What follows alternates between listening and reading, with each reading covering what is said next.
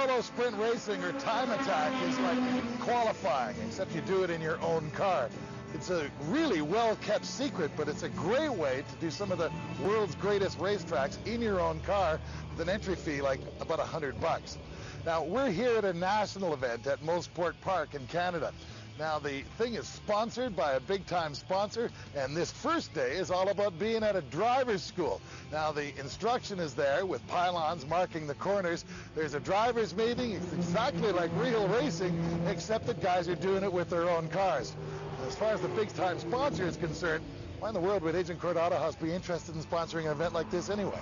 Well, to sell cars, of course, but also to give something back to the sport. Motorsports has been terrific for me. I've been around it all my life. My dad brought me out to Mosport, and I've been racing here since I was 16 years of age. Some of these guys are just getting into it now. It's time I gave something back, and I'm really enjoying it.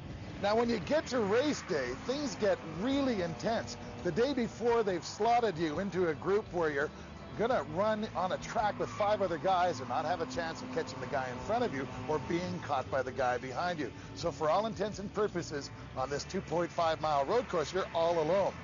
Von Engelbrechten says it gets just like real racing in that way. Solo sprint racing is taking one of the most fun elements of racing for me. That's the qualifying session. You've got an open track, you've got your car, and you do your best lap, and you do it as quickly as you can right away. There's no warm-up, there's no waiting. It's actually extremely exciting, and it's a great place to start in racing. So naturally, the first question is, who are these guys, and what kind of cars do they drive? Well, the cars is probably the most esoteric collection of street and race cars you're ever going to find. Here this weekend's everything from a 68 Corvette Roadster to a $125,000 fully body-kitted Corvette C5, and everything in between. There's some old Honda Michelin cars here. What's the downside? You're right off a $1,500 car. So the guys who drive them are a little more interesting. Naturally, there's the old nerds like me, not interested, but a lot of young people getting involved in this sport as well. Some of them are doing quite well.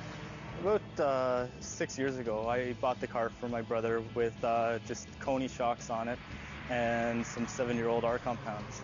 I've used the car now for 6 seasons of Solo 1. I've won my class each year, and in the past 2 seasons, I've come away with the overall championship for Ontario region. So here's what's involved. You essentially get your car ready, make sure that a mechanic or you go over it, make sure it's got brakes and tires. You show up at ODark 30, you put your car through tech, and you're on one of the greatest racetracks in the world in your own car.